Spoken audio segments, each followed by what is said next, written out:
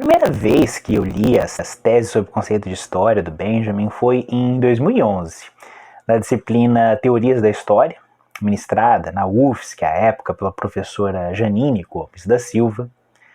E eu me lembro que foi uma aula que era véspera de feriado, que terminou e a próxima seria sobre o Benjamin. E eu passei no Xerox, peguei a cópia do texto e pensei, puxa, ainda bem, é um texto mais curtinho, mais fácil de ler. E eu fiquei curioso, cheguei em casa e queria logo ler o texto. E me deparei com a tese 1. E ali eu vi que não ia ser tão fácil assim. É conhecido que deve ter havido um autômato construído de tal modo que podia responder a cada lance de um jogador de xadrez com um contralance, que lhe assegurasse a vitória na partida. Um fantoche vestido à turca, com um narguilé na boca, sentava-se diante do tabuleiro, colocado sobre uma grande mesa. Um sistema de espelhos criava a ilusão de que a mesa era totalmente transparente. Na verdade, um anão corcunda se escondia nela, um mestre no xadrez, que dirigia com cordões a mão do fantoche. Podemos imaginar uma contrapartida filosófica desse mecanismo. O fantoche, que chamamos materialismo histórico, deve ganhar sempre. Ele pode enfrentar qualquer desafio, desde que tome a seu serviço a teologia, a qual é hoje reconhecidamente pequena e feia, e não ousa mostrar-se diretamente. E eu confesso que toda vez que eu leio, eu me lembro da primeira impressão que eu tive quando li esse texto pela primeira vez. Que negócio é esse de autômato? Ah não, jogo de xadrez? Que história é essa? E mesmo já tendo lido esse texto algumas vezes, eu sempre me lembro dessa primeira impressão. E isso é parte da minha motivação para gravar esse vídeo, porque eu imagino que muitos que estejam lendo esse texto pela primeira vez também podem se espantar com ele. Na verdade, a primeira vez que eu li esse texto foi naquela tradução da Brasiliense da década de 80, não nessa tradução que eu uso hoje, de 2012. E hoje nós temos outras traduções disponíveis, a autêntica tem também se dedicado à obra do Benjamin. Temos traduções feitas por outros debatedores, interlocutores da obra do Benjamin, o que é muito bom. Afinal de contas, cada tradução tem a sua particularidade e interessa a um determinado público, e é possível apontar diferentes características nos textos e assim por diante. Até porque, cabe lembrar, tradução era um dos interesses do Benjamin. Mas esse vídeo não é sobre tradução, mas sim sobre a tese 1. Das teses sobre o conceito de história do Benjamin.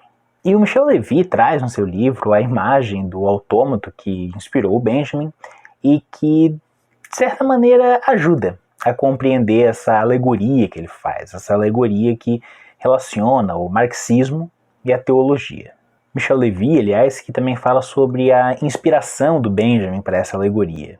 Essa alegoria foi inspirada, como se sabe, em um conto de Edgar Allan Poe, traduzido por Baudelaire, que Benjamin conhecia muito bem.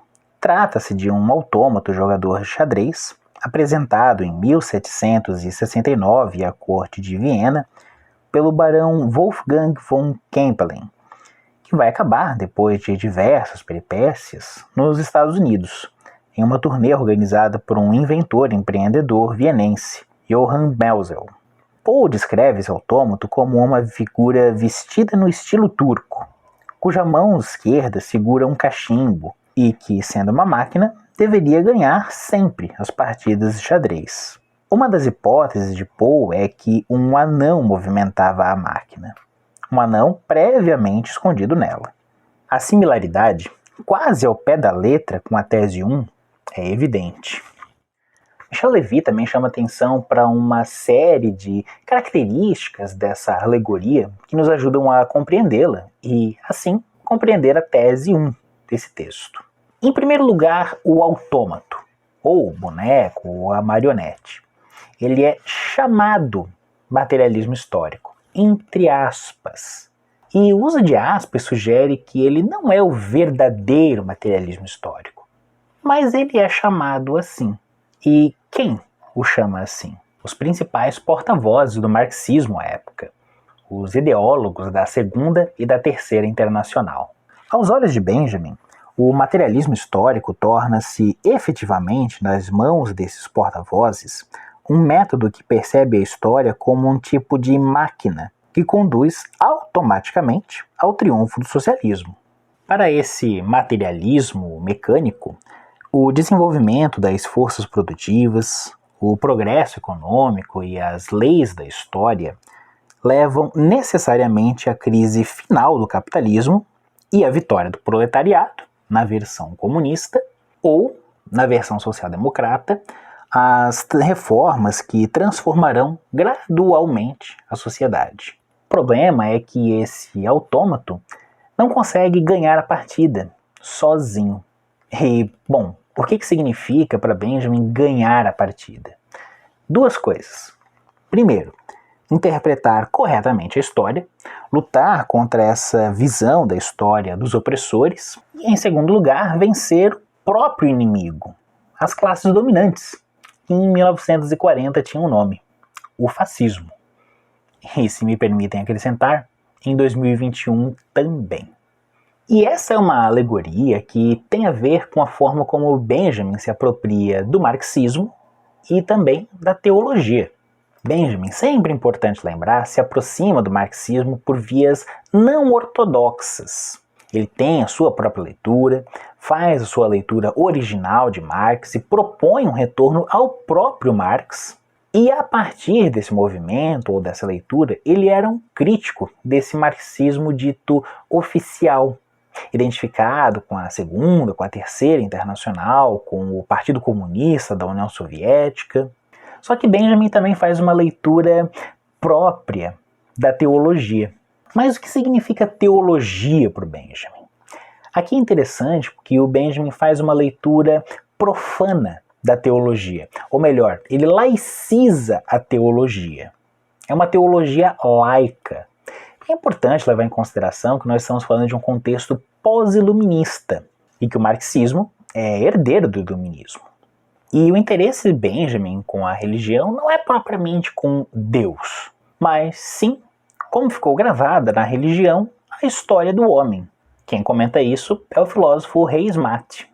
Na religião estão os rastros de todas as experiências humanas, tanto as cotidianas quanto as extremas. A teologia teve que debater-se com todas elas e fazer-se de desentendida quanto à possibilidade de todos esses interrogantes equivalerem a um grande empobrecimento do saber. E ele identifica que na desenvoltura com que Benjamin fala de assuntos teológicos, quer dizer, messianismo, redenção, juízo final, há uma vontade polêmica contra a filosofia iluminista. É uma crítica a essa função, a esse rigor científico, a questão entre experiência e experimento, onde, valorizando-se esse último, se relegou ao limbo, ou melhor ainda, se reduziu às experiências que não tivessem serventia no laboratório e que, portanto, eram repreendidas ao departamento do sentimento ou da literatura. E são justamente essas experiências que são centrais para o pensamento do Benjamin. Mas em que sentido? Afinal de contas, qual é o interesse do Benjamin em aliar marxismo e teologia? O interesse do Benjamin nessa revisão crítica do marxismo não é propriamente salvar a religião, mas sim a política. O interesse do Benjamin é que tanto a filosofia, nesse caso a filosofia marxista, quanto a teologia, se preocupam com a questão do saber, com a questão do conhecimento. E o que Benjamin está interessado é em uma nova teoria do conhecimento. Ou melhor, uma nova teoria do conhecimento que fosse capaz de dar conta das misérias do seu tempo. O interesse do Benjamin com isso não é utilizar a teologia para discutir o sexo dos anjos, por exemplo, mas com uma aplicação bem prática. Quando Benjamin fala em redenção, em juízo final, ele não está falando no sentido cristão da vinda do reino de Deus, ou também na maneira como o judaísmo compreende essa sucessão de eventos, mas sim no sentido laico, político. Para o Benjamin, a redenção é a revolução, é o porvir, a renovação de todas as coisas. Que é preciso lembrar que essa dimensão messiânica está presente no marxismo desde a sua origem. O conceito de luta de classes, ou melhor, a sucessão histórica da luta de classes, tem a ver com isso, com a chegada de um ponto final da história onde essas lutas já não mais existiriam. O que, para Marx, é o comunismo. A questão é que, para o Benjamin, a luta de classes não é o motor da história. Pode ser o carburador, ou a injeção eletrônica da história, mas não o motor exatamente. Benjamin vai um pouco além e olha a história a partir de baixo, do lumpen, do rejeitado, do excluído, das coisas que não são.